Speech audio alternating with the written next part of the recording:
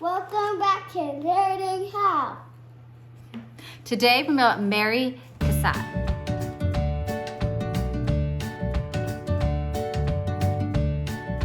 Cassatt was born in 1844. She died in 1926. She was from Pennsylvania in the United States, and so she lived in both the United States and she also lived in France. Cassatt was 15 years old. She began to study art at the Pennsylvania Academy for Fine Arts. And in fact, it was kind of unusual for a woman to pursue a career in art. And so when she wanted to go study in Paris, I think we mentioned this before in some of our previous Learning How classes in previous years, it was that she was not to travel alone because it was very unusual for a single woman to be able to travel alone during this period of time. So her sister Lydia actually was kind of like her companion and chaperone during this time. So they both would travel together. She studied art in Paris when she was in her 20s, and it was during this time that she befriended Edgar Degas, whom we just studied a few weeks previous. And so she returned to her family in the 1850s, where she became also very interested in the women's suffrage movement, and she became very well known for creating images of social and private lives of women, and particularly she was very keen on trying to show in her artwork the bond between mothers and children. During this time in history, in 1858 was the first transatlantic telegraph, and then in 1898 was the Spanish-American War. The first piece of art that we're going to study is called Little Girl in a Blue Armchair.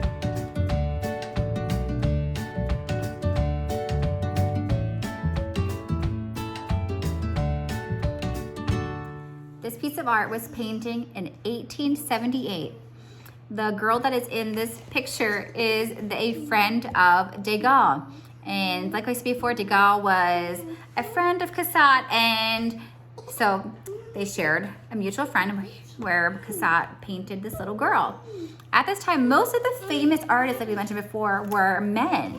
And actually, they did not paint everyday life for women.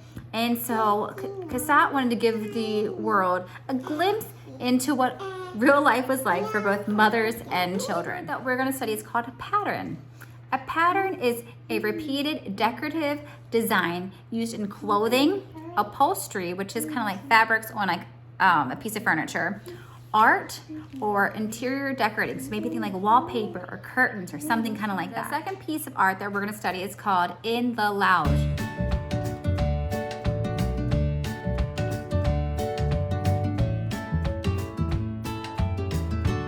This was the first of Cassatt's paintings displayed in the United States. And this painting depicts a theater goer in a theater in Paris. So at this time, people went to events to be entertained, but also to be seen by other socialites. So it's kind of like, not only do they want to go to be able to experience the production or hear the music, but also they kind of wanted to show themselves off to other people in society.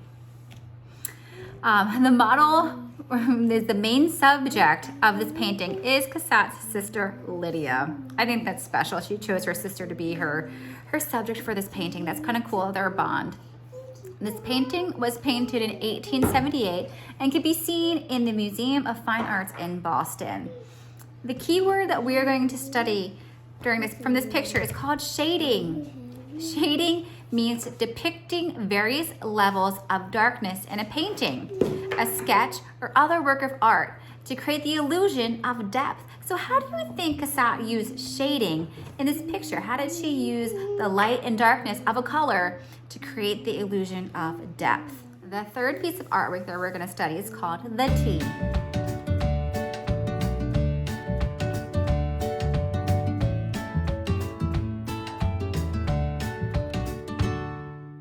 So like many of Cassatt's paintings, this depicts a typical scene for a woman during Cassatt's time period and for her class.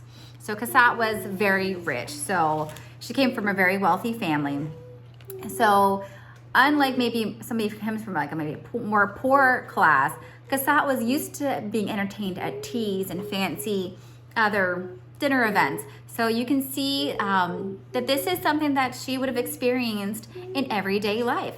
So it is understood that the woman in this picture wearing the brown dress is the host, while the woman wearing the blue dress is her guest.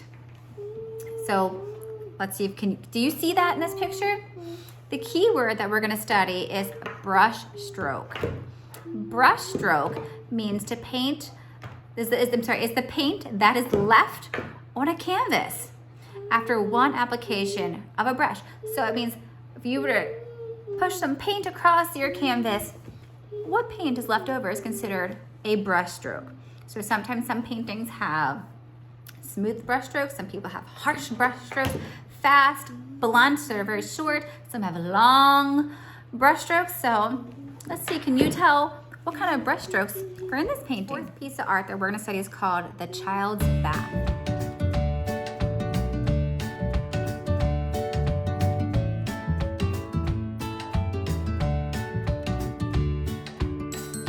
This piece of art was painted in 1893. And to continue on to with the theme that Cassatt liked to portray everyday life with women and children, this portrays a woman bathing her child.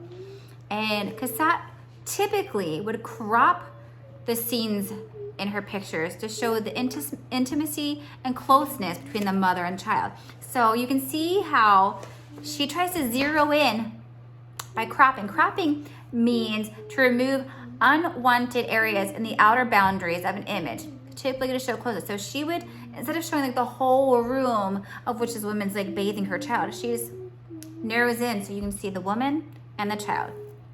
Nothing else can distract from the picture to show that this is the level of intimacy and closeness between her and her child. Right, Ridge? Yes. So for this Learning How lesson, you are going to draw a picture. It can be about anything you want it to be. There's no guideline there, but you need to include a pattern. So remember in the first piece of artwork that we studied, the little girl in a blue armchair, the armchair, like the furniture, was a pattern. So it was like a piece of artwork that repeated like the image, like a pattern. So maybe you can create some of the pattern. Maybe it's on somebody's outfit, maybe it's on like furniture, maybe it's wallpaper, maybe it's curtains, maybe it's something else. So you're just gonna create anything that you wanna create, but it needs to show a picture that includes a pattern. So start brainstorming some ideas and we'll see you guys later. Right, Rich? You can say bye? Bye. Bye.